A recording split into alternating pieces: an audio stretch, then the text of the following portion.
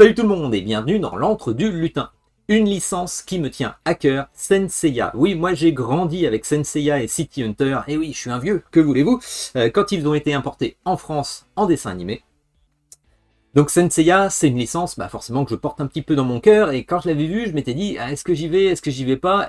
C'est juste un achat pour la licence, parce que derrière, je ne savais pas ce que ça donnait. Je crois que sur BGG, le jeu est noté à 7.2, ce qui est bien, mais pas top.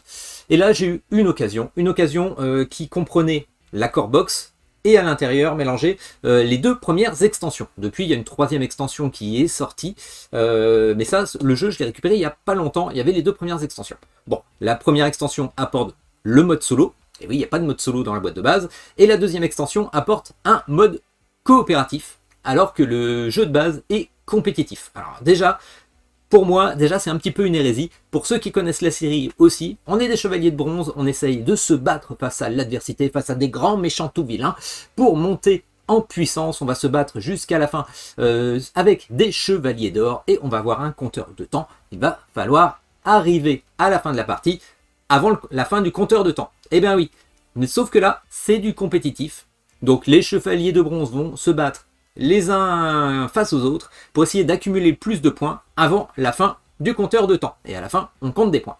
Donc, on va faire un truc très critique, hein, je vous avoue, là, je vais pas être tendre du tout pour le jeu, mais pour vous expliquer un petit peu ce qu'il en ressort. Et ensuite, je donnerai peut-être des pistes, justement, on refait le jeu pour justement, avec toutes ces cartes, si on aime la licence, il y a sûrement un truc à faire. Donc, je vous proposerai ma petite vision du jeu pour adapter le jeu avec le vrai esprit de Saint Seiya, je trouve. Allez, on passe en caméra du dessus pour voir tout ça, pour voir un petit peu comment le jeu se joue. Voilà. Donc, la boîte, je la pousse rapidement. Donc, comme je vous ai dit, il y a un compteur de temps. Pour ceux qui connaissent la série, vous vous doutez bien, ce sont les 12 maisons des Chevaliers d'Or. Et justement, il faut atteindre la fin, normalement, pour arriver avant que le compteur de temps, vous voyez, c'est des petits aimants, voilà, s'arrête. Et normalement, on devrait sauver Athéna avant la fin du compteur de temps. Là, c'est pas le cas dans le jeu. C'est pas le cas dans le jeu parce que, comme je vous l'ai dit, alors pour que ce soit pas à la verticale, je retire ça, voilà, et je vais vous le mettre ici. Donc le jeu est fourni avec un playmat. Et donc le compteur de temps, je vais le mettre ici pour qu'on joue comme ça. Donc normalement, effectivement, déjà, entorse par rapport à l'esprit de la série, c'est que non, on va pas essayer de sauver Athéna. Alors Athéna, j'en ai une là, hein, ça c'est Athéna qui est ici, je ne l'ai pas mélangé justement, j'ai mis quelques cartes de côté. Non, Athéna, c'est une carte comme les autres qui apparaîtra ici, mais il n'y a pas besoin de la sauver. Donc, comme je vous ai dit déjà, petite entorse, je trouve, à l'esprit de la série, parce que c'est du compétitif. Donc là, pour vous simuler le jeu, j'ai choisi deux personnages, deux chevaliers de bronze que vous connaîtrez bien, donc hop, Seiya de Pégase et aussi Shiryu du dragon. Voilà, donc on va jouer à deux, on va simuler un peu tout ça, je pousse les livrets de règles et on va expliquer un petit peu le jeu pour qu'on vous compreniez bien. Alors, déjà, je prends mes cartes de base, vous voyez, j'ai une armure de bronze et j'ai mon héros qui est tout basique. Alors j'espère que ça va bien se voir à la caméra parce que toutes les cartes sont en foil. Elles sont aussi slivées, j'ai pas eu envie de désliver, donc j'espère qu'à la caméra, tout va bien passer. De quoi se compose une carte? Alors, une carte se compose d'une petite illustration. Ici, ça explique le titre du héros, c'est voilà, c'est Seiya de Pégase. Ici, en rouge, c'est le nombre de dégâts qu'il peut faire lorsque l'on le joue. Ici, c'est le nombre de points de vie qu'il peut le redonner, on y reviendra tout à l'heure. Et en dessous, il y a toujours une petite capacité, enfin, il y a très souvent une capacité. Alors, je vous ai parlé des points de dégâts, je vous ai parlé de soigner, mais également, oui, il y a le cosmos, la puissance, le mana un petit peu, on va dire. Le cosmos, déclenche ton cosmos, Seiya. Et oui, c'est explosion d'énergie, c'est un petit peu la puissance, le chi, on va dire. Ce que je fais avec mes 10 cartes de base, parce que c'est un deck building, donc on commence toujours avec ces cartes de base, je mélange et je vais prendre 5 cartes. Allez, c'est du vite fait, mal fait, hop, et j'ai ma défausse. Je vais faire pareil pour l'armure du dragon et Shiryu. Voilà, et comme vous pouvez le voir ici, il y a des pions avec les personnages, mais également des cartes. Alors des cartes qui sont un petit peu plus puissantes, parce qu'elles présentent à chaque fois un de dégâts 1 de point de vie et 1 de cosmos, avec une petite capacité en dessous, une petite capacité de mise en jeu. Donc quand on va les jouer, par exemple pour Seiya, mise en jeu, si votre défausse comprend au moins un Seiya, piochez une carte. Donc ça peut être intéressant pour augmenter sa main lorsque l'on joue. Pour le Shiryu du dragon, blesser un Shiryu de votre main permettra de piocher une carte. Voilà. Donc on va dire que celui-là est peut-être un peu plus sympa si vous avez facilement des Seiya dans votre défausse. Hop. Blesser, on y reviendra tout à l'heure, mais vous, vous doutez bien, c'est des petits pions qui sont ici. Blesser une carte, je vais vous en parler tout de suite. Si je devais utiliser cette carte, mettre en jeu et blesser un Shiryu de ma main, donc disons que, bah non, manque de bol, c'est le dragon, je blesserai un Shiryu. Blesser une carte, en fait, c'est une carte que l'on ne pourra pas jouer, qui ne viendra pas dans la défausse, qui ne pourra pas venir dans la main. On la mettra ici et elle sera inutilisable. Donc c'est un petit peu embêtant parce que ça fait une carte en moins dans notre pool. Mais par contre, effectivement, il y a certaines cartes, bah voilà, des cartes comme celle-ci, quand on les joue, vu qu'il y a un petit cœur, eh bien on peut soigner une de nos cartes. Et dans ce cas-là, eh bien elle reviendra dans la défausse, ça pourra être réutilisée. Voilà. C'est la petite explication, hein. Comme ça, là, vous voyez, hyper basique. Hein. Le jeu, franchement, je le qualifierais de relativement basique dans ses mécaniques. Par contre, plein de choses à voir. Donc, comment ça va se passer? Je suis le premier joueur, donc je retourne mon jeton pour faire apparaître un 1. Bon, pas trop besoin de ça, mais bon, ça a été stipulé. Dans ma main, qu'est-ce que j'ai? J'ai 5 cartes, toujours 5 cartes. Au début de mon tour, ce que je vais faire, eh bien, vous voyez, les cartes ont des actions possibles. Donc, je peux, dans la rivière qui est ici, aller combattre des ennemis. Combattre des ennemis, vous voyez, par exemple, qu'est-ce qu'on a? On a Geist ici, qui est un chevalier fantôme. Je sais pas si vous voyez bien, hop, je vous la rapproche, mais j'ai désactivé l'autofocus, donc j'espère que ça va bien se voir. En plus, avec le foil, c'est un peu pourri. Donc, il faut 5 points de dégâts pour battre Geist. Il y a des petites définitions en dessous, avec parfois des arrivées. Donc, quand le personnage va arriver en jeu, ça va déclencher un événement. Il y a aussi des événements lorsque les personnages sont vaincus. Il y a des événements aussi, donc là j'ai arrivé, vaincu, il y a des événements qui se déclencheront quand on jouera les cartes. Donc beaucoup de petites choses à regarder pour un principe qui est pourtant simple, un jeu qui est relativement basique. Donc qu'est-ce que je vais faire? Alors là vous voyez j'ai un 5, là j'ai un 3, je vais peut-être pouvoir essayer celui-ci. Vous voyez, il est à 3 d'attaque et en plus il est le dernier dans la rivière. Donc, vu qu'il est le dernier et que potentiellement, à la fin du tour, il devrait partir ici, dans une espèce de défausse, eh bien, -1 pour l'attaque, mais également -1 pour son cosmos. Donc, s'il avait une valeur de cosmos, je pourrais aussi le battre grâce au cosmos. Là, je vais décider de le battre uniquement avec des dégâts. Je prends 3 Seiya de Pégase qui ont, voilà, chacun un point d'attaque. Je dépense mes 3 points d'attaque, je me mets dans la défausse, et en faisant ça, bah, vous voyez, 3 et 3, je viens de le battre. Sauf que vu qu'il était au dernier plan ici, il faisait -1, donc 3 -1, ça fait 2. Il me suffisait de 2 dégâts pour le battre. Un personnage qui est battu grâce à un combat va directement dans la défausse. Si ça avait été par exemple, on va parler de Marine qui est ici. Vous voyez, elle a un symbole en haut, c'est le symbole du cosmos. Donc je peux soit la battre en l'abattant physiquement, soit je peux l'amadouer quelque part en faisant exploser mon cosmos et elle se ralliera à ma cause. Et bien là, c'est plus pacifique, je montre ma puissance et je montre que je viens du bon côté, du côté d'Athéna. Et bien dans ce cas-là, Marine de l'Aigle va venir directement dans ma main. À chaque fois, quand on retire une carte ici, on regarde les actions qu'il y a en dessous, parce que justement là c'était une action d'arrivée. Il y aurait pu y avoir une action vaincue, par exemple ce chevalier d'or, vaincu, acquérir un personnage adjacent à Shura du Capricorne. Donc si je l'avais battu, j'aurais pu avoir un autre personnage à côté, ici ou ici. Donc toujours regarder un petit peu ça. Ensuite, c'est du deck building. Donc ce personnage, je viens de l'acquérir, il vient ici, je l'ai acquis par la force, il vient là.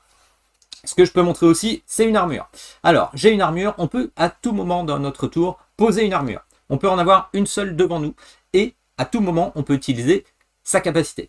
Alors déjà, l'armure, vous voyez, elle a un cosmos ici. Donc j'aurais pu cumuler des cosmos plus le cosmos de l'armure. J'aurais défaussé et j'aurais acquis Marine de l'Aigle, si j'avais eu 4 cosmos comme ça. Mais également, chaque armure a une capacité en dessous.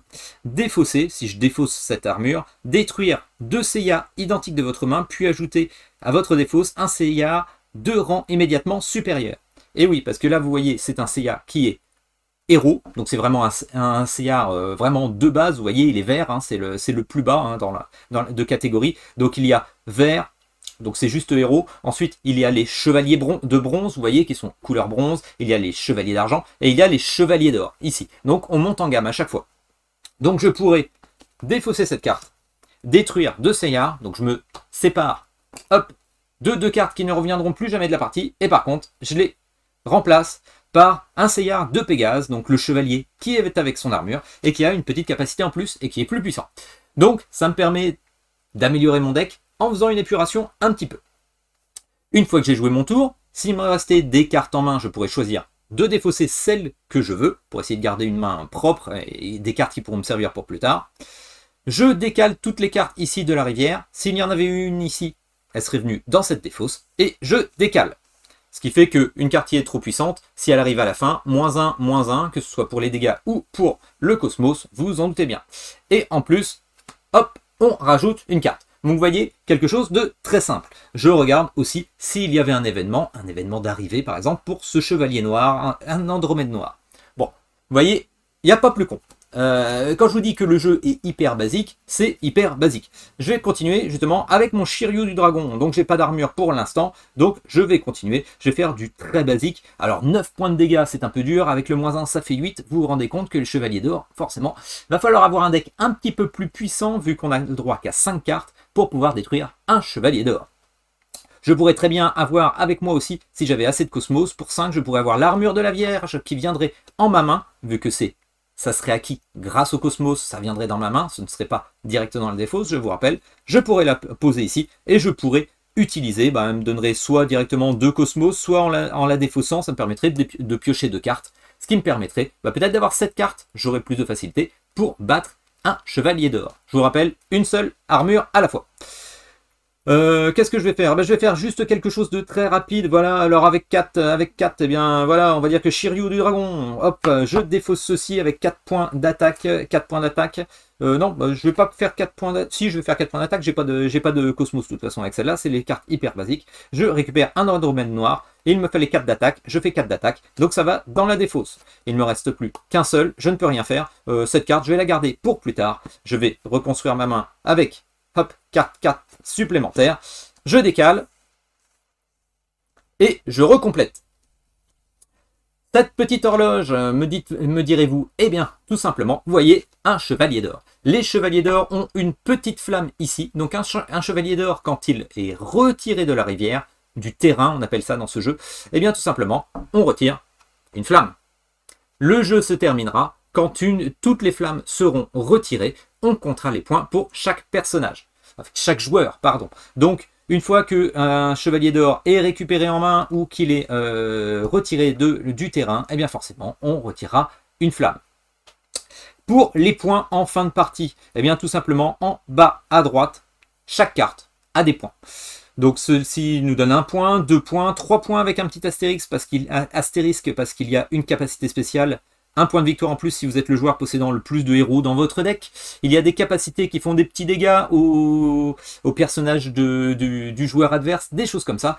Mais vous voyez, c'est un jeu qui est quand même relativement basique. Et moi, ce qui me gêne, j'arrive tout de suite à la conclusion parce que j'ai pas envie de m'étendre. Déjà, je fais une vidéo sur un jeu que je n'aime pas et qui m'a extrêmement déçu. Mais je voudrais pas que vous fassiez avoir comme moi.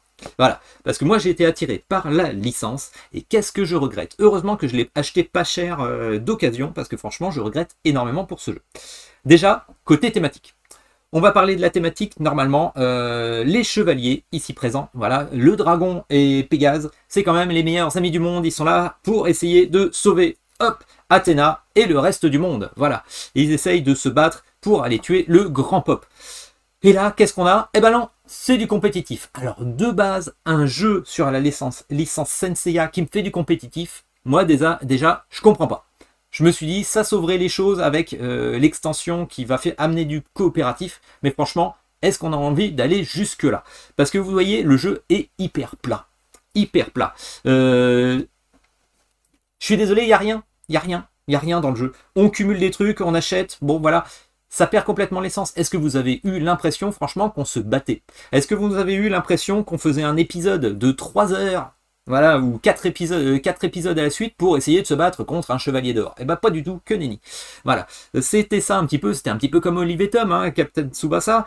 Rappelez-vous, c'était très long un match, mais il y avait un esprit, il y avait vraiment les personnages qui se découvraient au fur et à mesure, qui trouvaient une technique, qui trouvaient une capacité, qui se surpassaient, qui s'amélioraient. Là, effectivement, on s'améliore, on améliore notre deck avec des ennemis qu'on va battre. Mais l'esprit n'est pas du tout là. J'ai pas l'impression de développer mon personnage. J'ai des cartes en plus qui viennent ici. Voilà, des cartes en plus parce que c'est des ennemis que j'ai battus. Mais où est-ce que j'ai l'impression d'avoir amélioré mon personnage? La seule amélioration qu'on peut avoir, c'est avec ces pauvres cartes-là. Alors, c'est quand même assez pauvre parce qu'on passe de 1 dégât, 1 soigné à 1 dégât, 1 soigné, 1 cosmos. C'est quand même pas le mieux. On peut améliorer aussi un peu notre deck grâce aux armures qu'on va récupérer. Une seule à la fois, je vous rappelle qu'on jouera. Mais c'est quand même pas, c'est pas terrible du tout quand même. Hein. L'impression de monter en puissance, je ne la retrouve pas. On va dire que je sais pas si le thème, on peut dire qu'il est plaqué, mais ça fait un petit peu ça. Voilà, j'ai pas l'impression d'avoir vraiment l'esprit du dessin animé, du manga. Donc voilà, moi ça me gêne un petit peu. Qu'est-ce que je voulais dire aussi? C'est pareil, normalement c'est des arcs. Voilà, on monte en puissance. Normalement, ce sont des chevaliers de bronze qui se battent pour acquérir justement une armure d'or, la seule pour eux au début qui existe. Voilà, donc ils se battent, arrivent des chevaliers d'argent, donc normalement après ils se battent contre les chevaliers d'argent, eux qui sont chevaliers de bronze, donc ils sont forcément moins forts, donc ils sont obligés de se surpasser, de monter en puissance pour essayer de battre les chevaliers d'argent. Vient ensuite, voilà, l'arc avec justement le sanctuaire, où ils vont devoir se battre contre des chevaliers d'or un par un, avant que les flammes s'éteignent toutes pour sauver justement Athéna. Mais c'est où ça? C'est où? Voilà, on n'a pas du tout l'histoire. Je suis désolé. On a des successions de combats. Dès le début, on peut se retrouver contre des chevaliers d'or. Bah, je suis désolé, un chevalier d'or avec 9 de dégâts, hein, je suis pas prêt de l'avoir au début. Voilà, j'ai pas fait toute mon historique de mon personnage pour sa montée en puissance. Je vois pas du tout le thème. Le thème, j'ai l'impression que les gens qui ont fait ce jeu, ne vais pas connaître le manga, c'est pas possible. Moi, je trouve ça d'une débilité profonde. Voilà. Ah, je suis critique, hein. Là je suis désolé, hein. Voilà. Alors perdre du temps pour faire une vidéo comme ça, comme je vous ai dit, mais je voulais aussi vous attirer votre attention, comme quoi on peut se faire avoir sur un thème. La note BGG, je vous ai dit, elle n'est pas si mauvaise que ça. Voilà, alors peut-être que justement c'est parce que les gens sont fans, et à ma connaissance c'est le seul jeu Senseiya que je connaisse sur le marché. Donc effectivement, ils ont dû payer la licence et ils ont fait un jeu, mais bon, petite déception. Et qu'est-ce que ça apporte ensuite, les extensions? Parce que peut-être que vous allez vous dire, ça rattrape un petit peu les choses. Alors, je déballe rapidement et je reviens pour vous montrer quelques petites choses, ou alors peut-être juste des photos pour vous expliquer en voix off. Ah ouais, c'est ce qu'on va faire. On va faire en voix off, je vais vous expliquer un petit peu ce que ça apporte.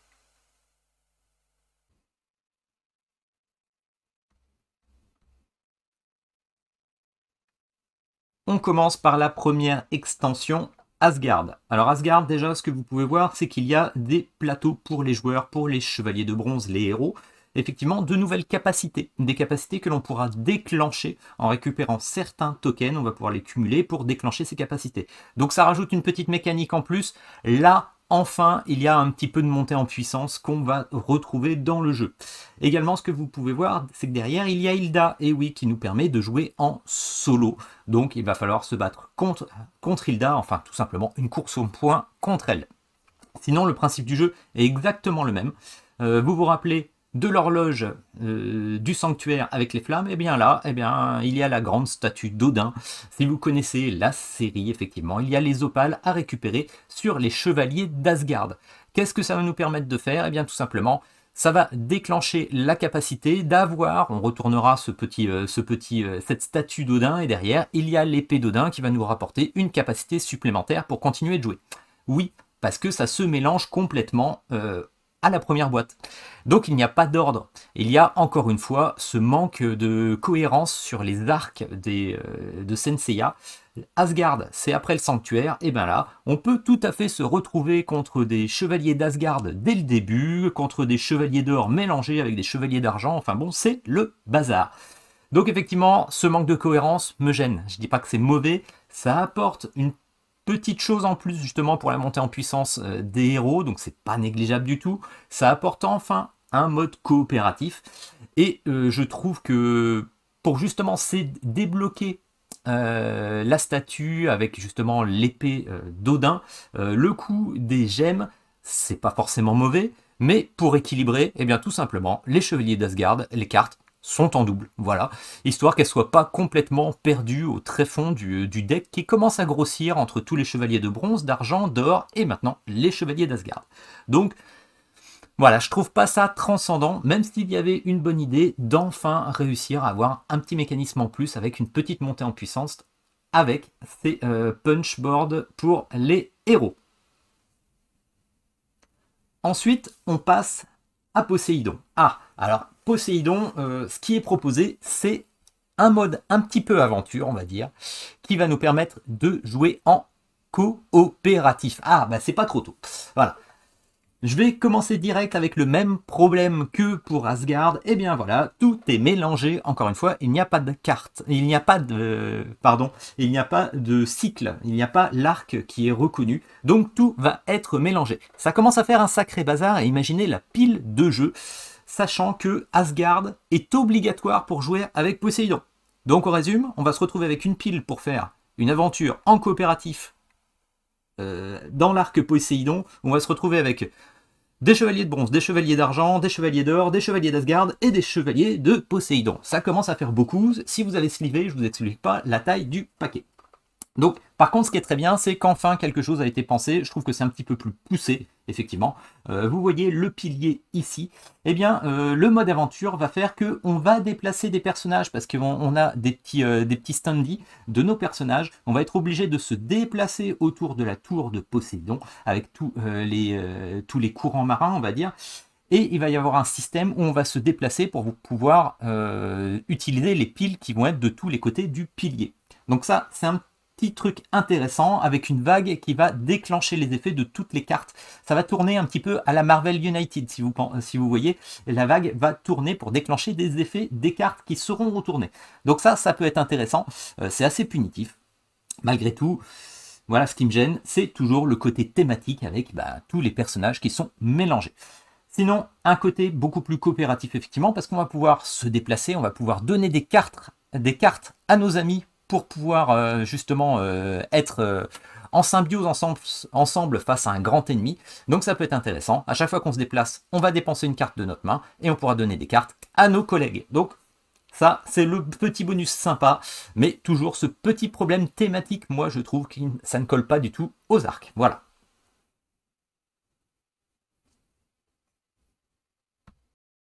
Alors autant j'ai été extrêmement déçu par le jeu, bah oui, je trouve que la licence elle a été un peu détruite dans son esprit. Le game design franchement je regrette vraiment. De même hein, pareil, hein, j'en ai pas parlé, mais ce que je trouve un petit peu bête, c'est que pour avoir un petit peu plus l'impression que c'est notre personnage qui monte en puissance et pas des cartes d'autres personnages qui viennent nous aider, par exemple on pourrait très bien avoir le personnage de base ici là-haut et l'autre partie qu'on retournerait avec justement voilà le personnage a été battu, donc il nous rapporte ça en puissance pour certaines attaques. Vous voyez, ça aurait déjà été un peu plus intelligent dans le game design, je trouve. Moi, ce que je vais vous proposer, du coup, c'est un espèce de mode solo avec la boîte de base. Alors, c'est sûrement affiné, hein, voilà, mais c'est les premiers jets. Donc, on reste sur le même principe des 10 premières cartes. On garde effectivement nos cartes ici d'amélioration de Pégase en bronze. Donc, on peut garder ou prendre n'importe quel personnage, hein, mode solo. Et on va jouer justement de la même manière, sauf qu'on va restituer les arcs, comme dans l'esprit du manga. Donc ici, j'ai que les chevaliers de bronze et les cartes vertes que j'ai mis en place. J'ai également mis Seiya du Sagittaire, une carte chevalier d'or, on va dire, parce que c'est Seiya qui est avec l'armure du Sagittaire, la première armure d'or, et justement elle pourra nous donner un bonus contre les chevaliers d'argent. Donc intéressante pour la récupérer et justement se battre après, parce que si c'est que les chevaliers de bronze, une fois qu'on a terminé, justement on fera venir les chevaliers de bronze. Donc je vous propose effectivement aussi, là je ne l'ai pas fait, de retirer tous les doublons de cartes.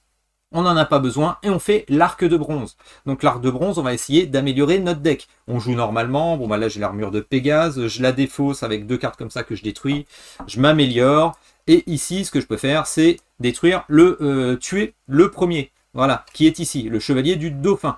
Donc il demande 3 en attaque, j'ai 3 en attaque, hop, je le récupère dans ma défausse. Donc la même chose. Si c'est un personnage qu'on arrive à battre de par le dégât, on le récupère dans la défausse et on ne change pas. Si c'est un personnage qu'on récupère par le cosmos, il vient dans notre main. On ne change rien là-dessus. Ce que je propose aussi, hop, donc on continue comme ça. On essaye d'abattre tout le tas pour avoir tous les combats successifs avec les chevaliers de bronze. Ce que je propose aussi, c'est que s'il y a un personnage, n'importe lequel, à la fin du tour, qu'on est obligé de le mettre ici, eh bien la carte du dessus sera détruite. Voilà, ça simulerait, dans un sens, qu'il y a un combat qu'on a effectué et qu'on a perdu. Et pour battre cet ennemi, eh bien en fait, ce serait un sacrifice qu'on ferait, un petit peu comme dans certains moments du manga, où un personnage se sacrifie pour battre l'ennemi. Voilà, tout simplement. Donc on garderait l'esprit du manga, moi je trouve. L'esprit de sacrifice, un petit peu. Donc, ce que je vais faire aussi, c'est qu'on pourrait, par exemple, si on avait assez de... Mince, comment ça s'appelle? Ah, de Cosmos, je pourrais avoir June du Caméléon. Voilà, donc je pourrais la récupérer dans ma main. Donc à la fin de la partie, lui, à la fin du tour, si je le tue pas, il vient ici, c'est le dauphin qui se sacrifie. De même, les cartes, imaginons que j'ai la carte du dauphin ici. Vous voyez, je l'ai acquis par le combat. Elle n'a pas du tout de cosmos ici, là-haut. Eh bien, tout simplement, on va considérer qu'en fait, c'est une expérience que j'ai eue. J'ai réussi à m'améliorer par l'expérience en faisant ce combat. Par contre, cette carte, si je l'utilise, voilà, si je l'utilise par exemple pour battre Cassios, vous voyez, 1 et 1, donc je bats Cassios qui va venir ici, eh bien cette carte, au lieu d'aller dans la défausse, elle serait détruite aussi. Parce que c'est pas un allié, comme si j'avais par exemple June du Caméléon qui pourrait venir à mes côtés, parce qu'avec 3 cosmos, elle peut être à mes côtés. Si je l'ai dans ma main, et qu'il y a du cosmos en haut à droite, et bien cette carte, si je l'utilise, elle reviendra dans la défausse. Si c'est une carte que j'ai juste eue par le combat, qu'il n'y a aucun cosmos là-haut, que je n'aurais pas pu avoir par le combat, j'estime que c'est une expérience, que c'est pas quelqu'un qui peut venir m'aider. Donc si je l'utilise, c'est parce que je me suis rappelé de l'expérience d'un combat contre ce personnage-là, et donc je le détruis à la fin. Donc vous voyez, il va falloir gérer le deck. Parce que du coup, le deck, il risque de s'appauvrir. Déjà, ça va permettre, si on joue bien justement, voilà, avec ce principe-là, si on joue bien, ça permet de choisir la priorité. Bah, par exemple, là, je sais que je vais perdre un personnage. Donc, je pourrais perdre June du Caméléon avec un de dégâts et un cosmos. Ça pourrait peut-être être plus intéressant que je mette un autre personnage. Donc, avant que celui-ci aille ici, normalement, dans les règles, je peux défausser une de mes cartes. Et bien, je vais défausser cette carte-là. Et Phénix Noir, en partant, du coup, détruit Seiya du Pégase. Mais Seiya du Pégase, moins j'en ai, moins je pourrais avoir d'amélioration de Seiya du Pégase. Vous voyez? Donc peut-être que j'aurais dû sacrifier finalement June du Caméléon, ou si j'avais eu Cassios, c'est Cassios que j'aurais sacrifié.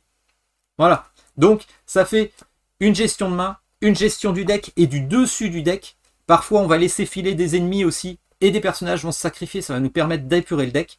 Et on fait tout ça jusqu'à finir tous les chevaliers de bronze. Voilà. Imaginons, je n'ai plus de chevalier de bronze. Hop là, je le retire. Et ici, bah, ça serait la suite de l'arc. La suite de l'arc, donc, on prendrait les chevaliers d'argent. Dans le deck des chevaliers d'argent, je mettrai la seule carte Athéna. Donc, déjà, dans le chevalier de bronze, vous avez eu la carte avec Seiya en armure d'or. Et ici, on pourrait récupérer Athéna, qui est un personnage qui peut nous soigner. Donc, je la mettrai dans le paquet des cartes des chevaliers d'argent. Et on garde le même principe. On part sur les chevaliers d'argent. Et ainsi de suite, on continue de se battre. Forcément, les chevaliers d'argent, bah, vous voyez, hein, 6 pour le battre. Donc il y a une montée en puissance. Donc espérons qu'on a amélioré notre deck pour justement réussir à battre ces chevaliers d'argent. Et on continue.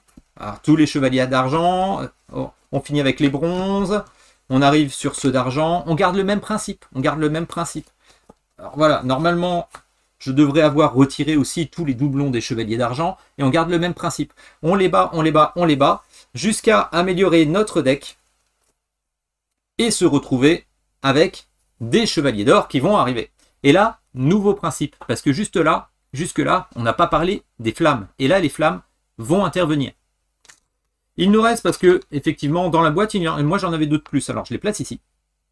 Voyez, les flammes, une flamme sur le 6, sur l'emplacement numéro 6, une flamme sur l'emplacement numéro 4, un tas pour les chevaliers d'or. Donc je remue tous mes chevaliers d'or, hein, voilà, ils sont 12. Il va falloir que je les batte tous les 12. C'est mon but du jeu pour aller vaincre le grand pop. Le grand pop qui est ici, avec toutes les cartes des armures d'or. D'accord? Donc je remue. Et mon but va être de battre le grand pop avant que toutes les flammes soient éteintes. Donc ici, j'ai les chevaliers d'or. Ici, j'ai les armures avec le grand pop. Et comment ça se passe? Ben, si j'avais eu encore, alors ils sont ici, des chevaliers d'argent, hop hop hop, dès qu'il y a une place libre après les chevaliers d'argent, je prends un chevalier d'or. Il va falloir que je le batte. Les chevaliers d'or, ici, c'est 8 de dégâts, 6 de cosmos. Dès que le premier chevalier d'or apparaît, j'ai regardé pour l'équilibrage, c'est assez compliqué, même avec des chevaliers d'argent, d'avoir assez pour avoir 8. Hein. C'est quand même assez compliqué. Donc ce que je vous propose, c'est au lieu de passer d'avoir 5 cartes en main, à partir du premier chevalier d'or qui apparaît, on passe à 6 cartes en main. Donc, imaginons, j'ai amélioré mon deck. J'ai 6 cartes en main. Voilà.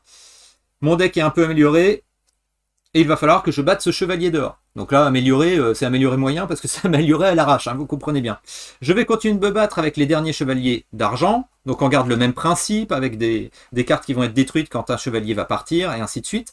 Et dès que le chevalier d'or, c'est pas une fois qu'il disparaît qu'on retire une flamme, c'est une fois qu'il arrive, qu'il dépasse les caps des flammes. Donc une fois qu'il passe au 5e, on retire une flamme parce qu'il nous a trop ralenti. On aurait dû le battre avant. Une fois qu'il dépasse le 6e, qu'il arrive là, on retire encore une flamme. Donc il va vraiment falloir avoir une course contre la montre pour essayer de battre justement les chevaliers d'or. Alors les chevaliers d'or, ils sont ici. Et par quoi est-ce qu'on complète? Eh bien justement avec les armures. Voilà, parce que peut-être que les armures vont nous apporter leur concours. Peut-être que parfois on pourra acheter des armures grâce à notre cosmos pour pouvoir utiliser leur capacité. Parce que toutes les armures d'or ont une capacité différente. Par exemple l'armure du Capricorne, lorsque je la défausse, toutes les cartes vertes, rouges ou bleues présentes sur le terrain sont retirées du terrain puis compléter le terrain. Bon là il n'y a pas trop d'intérêt. Mais par exemple celle de la Vierge, elle peut me permettre de piocher 2 cartes. Piocher 2 cartes si vous avez déjà 5 cartes en main. Celle-là vous l'avez posée, vous la défaussez, ça vous ferait 2 cartes en plus pour essayer de battre un chevalier d'or. Ce qui peut être intéressant. Voilà, parce qu'ils sont forcément beaucoup plus puissants. Donc 6 cartes en main, des possibilités pour avoir les armures, parce qu'on complète toujours avec les armures, hop là. Donc elles peuvent être intéressantes ou pas, à nous de voir. Forcément, il y a des effets qui sont écrits. J'ai pas pensé à ça, effectivement, parce que c'est des effets où normalement c'est pour s'embêter quand on est plusieurs joueurs en même temps. À vous de voir, il y a des effets qu'on ne pourra pas appliquer forcément. Et on va pas refaire le jeu non plus. Mais ça nous donne une possibilité pour justement réutiliser ce jeu et avoir un vrai esprit, je trouve, des chevaliers du Zodiaque de Senseiya. À vous d'y penser. Lorsqu'on tombe sur la carte du grand Pop, il est là. Pop et tous les chevaliers d'or retirés du jeu sont mélangés dans la réserve. Alors moi, quand c'est le grand Pop, si ici il y avait des chevaliers d'or, je les remets dans leur cumul. Parce que le but, c'est qu'il n'y en ait plus. Effectivement, à chaque fois qu'ils vont aller là, ça fait des chevaliers d'or que je n'ai pas recrutés de mon côté. Parce qu'il y en a certains que je peux avoir dans mon deck. Effectivement, je peux les avoir en les battant grâce au cosmos ou alors par rapport au combat. On garde la même règle que ce que je vous ai dit tout à l'heure. Un chevalier qui est avec du cosmos ici, si je le joue, il reviendra dans ma défausse. Par contre, s'il n'a pas de cosmos en haut à droite, ça veut dire que je ne peux pas l'avoir à ma cause. C'est juste un rappel de mon combat avec lui, c'est de l'expérience, et il sera détruit. Toutes les cartes ici, du coup, une fois que le grand Pop apparaisse, repartent ici, voilà, avec les autres, en dessous, et le grand Pop repart en dessous. Et ainsi de suite. Une fois que tous les chevaliers d'or sont soit dans ma main, dans ma défausse, ou sont morts, que la pioche est vide ici à un moment, eh bien on joue jusqu'à ce que on considère qu'on a gagné, et voilà, soit on joue jusqu'à faire apparaître le grand Pop mais il n'y a plus d'intérêt, soit vous considérez que vous avez gagné, que vous avez battu le grand Pop s'il n'y a plus de flamme, tout simplement. Alors, c'est peut-être à peaufiner, moi je vous lance cette idée justement pour améliorer le jeu. Effectivement, je trouve que ça garde l'esprit, déjà on garde l'esprit des arcs narratifs en se battant contre les... Alors là, contre d'abord les chevaliers de bronze, avec la possibilité de récupérer l'armure de Seiya, du Sagittaire qui nous permet d'avoir un bonus sur les chevaliers d'argent. Ensuite, on enchaîne avec les chevaliers d'argent avec la possibilité d'avoir Athéna pour améliorer notre deck. Athéna qui nous permet d'avoir des soins supplémentaires. Donc c'est assez intéressant. Pour ensuite enchaîner avec les Chevaliers d'Or et prendre enfin ce compteur avec les flammes. Retirer toutes les cartes qui sont en doublon. Et là, je pense qu'on aurait déjà beaucoup plus l'esprit Senseiya dans ce jeu. Alors voilà, ça c'est ma proposition effectivement pour le jeu. Ouais, c'est vraiment une critique très critique. Hein. Ce jeu, je regrette énormément de l'avoir pris, même d'occasion. Alors je ne l'ai pas acheté bien cher justement parce qu'il y avait déjà les extensions, tout regroupé dans une seule boîte. Mais c'est vraiment un regret. Ce qu'on peut faire également, c'est que vu que les deux autres arcs qui sont ici avec l'anneau des Libellunguel, je crois que c'est Libellunguel, enfin bon, l'arc Asgard, on peut garder ce principe. Les Chevaliers d'Asgard, on peut continuer après les Chevaliers d'Or, pourquoi pas? Peut-être trouver une petite technique parce que au lieu que ce soit des flammes, eh bien il y a des opales, voilà, des saphirs à récupérer. Et ensuite, on pourrait faire la même chose pour justement l'arc Poséidon. Voilà, donc à affiner peut-être qu'une fois qu'on arrive sur Asgard, vu qu'on a déjà battu tous les Chevaliers d'Or, peut-être qu'on n'aurait pas besoin de cette 6e carte. On baisserait un petit peu en capacité, mais on se retrouverait face aux Chevaliers d'Asgard, et ensuite il y aurait Poséidon. Voilà, c'est une proposition pour rattraper le coup sur une licence quand même qui me fait rêver moi, mais avec une proposition qui est ici, qui est... Désolé, parce que c'est peut-être parce que ça m'a pas plu, mais pour moi, c'est à chier. Voilà, tout simplement. Alors, je suis vraiment critique, je suis méchant, là. Hein, mais voilà.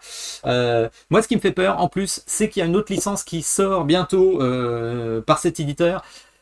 C'est Dragon Ball. Voilà, donc je redoute, ils sortent un jeu avec des figurines. Alors, l'intérêt aussi de cet éditeur, c'est qu'il propose des belles figurines. Donc, peut-être prendre le jeu uniquement pour les figurines. Là, quand je vois ça, j'ai vraiment peur pour l'imaginatif, pour justement le game design qu'ils vont nous proposer. Voilà. Donc, c'était une critique très critique. On refait le jeu avec justement une proposition. N'hésitez pas à me mettre des commentaires. Dites-moi si vous avez ce jeu, qu'est-ce que vous en avez pensé? Est-ce que je suis vraiment passé à côté de quelque chose ou est-ce que ma proposition vous intéresse? Dites-moi pour peaufiner ça. Moi, je sais pas. Franchement, je pense que s'il y a des fans, je pense que je vais le vendre. Je crois que je vais pas essayer de peaufiner plus parce que j'ai été trop déçu. Voilà, c'est vraiment dommage. N'hésitez pas non plus à me mettre un petit like, à vous abonner à la chaîne. Et puis, dites-moi tout. On se revoit bientôt. À la prochaine sur la chaîne. Ciao tout le monde.